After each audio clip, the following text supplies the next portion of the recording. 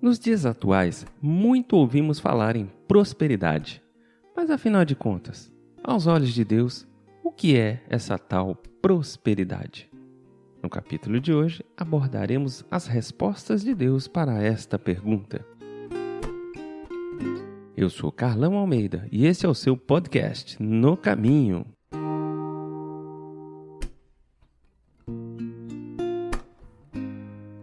No Salmo de número 37, no verso 4, está escrito: Agrada-te do Senhor, e Ele satisfará aos desejos do teu coração. Mas para Deus, a prosperidade não é medida pela quantidade de bens ou dinheiro que alguém possui. Lembre-se, ser próspero não é a mesma coisa que ser rico. Prosperidade é não ter falta de nada. É viver a ausência de necessidades. É ser suprido por Deus em todas as questões da vida. Excede em muito os conceitos materiais. No reino de Deus, não há miséria. Lá pode haver duas condições: abundância ou somente a provisão daquilo que é básico. O que ocorre são fases da vida ou chamados específicos para aprendermos a dar valor e não colocar o dinheiro em primeiro lugar. Deus nos chamou para comer o melhor dessa terra, conforme está escrito em Isaías, no capítulo 1, versos 19 e 20. Se quiserdes e me ouvirdes, comereis o melhor dessa terra. Mas, se recusardes, fordes rebeldes, sereis devorados à espada, porque a boca do Senhor o disse. A aliança de Deus com seu povo abrange vários aspectos da vida, e um deles é o aspecto financeiro. O detalhe é que a abundância financeira está condicionada à obediência. E se a obediência é uma questão totalmente espiritual, isso significa dizer, então, que as conquistas materiais estão totalmente relacionadas com as questões espirituais. Crescimento material é apenas uma das possíveis consequências de um crescimento espiritual. Tenha em mente que nem todos os cristãos prosperarão financeiramente e enriquecerão. E nem todos os servos de Cristo serão pobres. É um erro querer fazer uma regra nisso e querer limitar a ação e a vontade do Espírito Santo.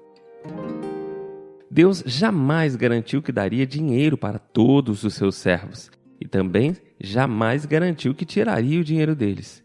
Ele faz aquilo o que ele quiser. Segundo está escrito em 1 Samuel capítulo 2, verso 7. O Senhor empobrece e enriquece, abaixa e também exalta.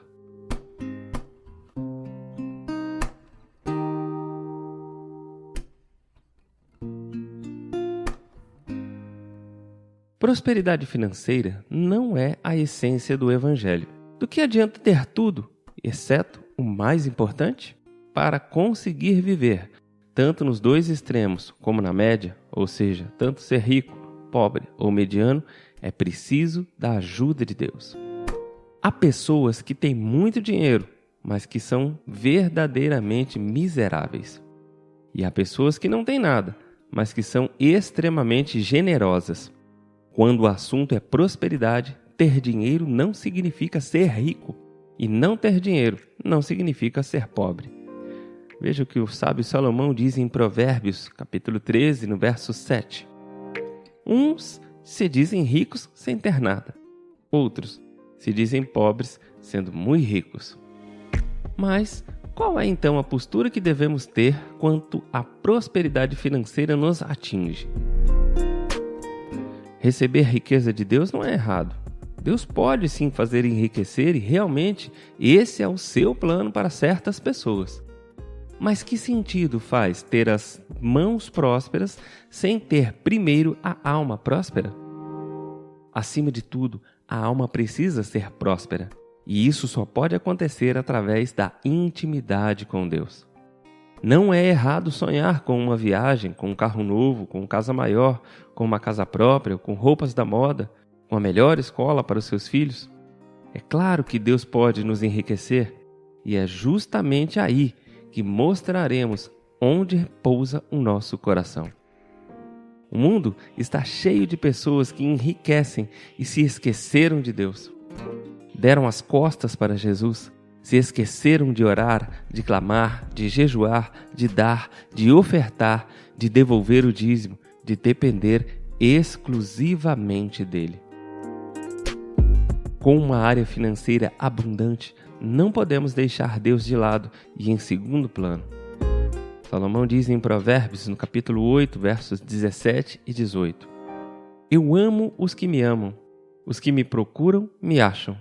Riquezas e honra estão comigo, bens duráveis e justiça. Riquezas e honras, bens duráveis e justiça. Os pares citados caminham juntos, só faz sentido se estiverem relacionados. Quando Deus nos dá riquezas, precisamos entregar toda a honra a Ele. Quando Deus nos entrega bens duráveis, precisamos usar esses mesmos bens de forma a agir com justiça. De nada adianta ter riquezas e reter a honra para si mesmo.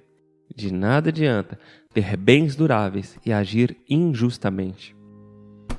Deus tem riquezas e bens duráveis para dar a nós, seus servos, mas jamais podemos esquecer quem precisa ser honrado em todo o tempo e desprezar os atos de justiça que são tão raros hoje em dia. Pense nisso. Seja próspero segundo o que a palavra do Senhor nos diz. Para finalizar, quero deixar 5 pensamentos do ex-presidente americano Abraham Lincoln. Número 1. Não criarás prosperidade se desestimulares a poupança. 2. Não estimularás a fraternidade humana se alimentares o ódio de classes. 3. Não criarás estabilidade permanente baseada em dinheiro emprestado. 4. Não evitarás dificuldades financeiras se gastares mais do que ganhas. E 5º e último, não poderás ajudar os homens de maneira permanente se fizeres por eles aquilo que eles mesmos podem e devem fazer por si próprios.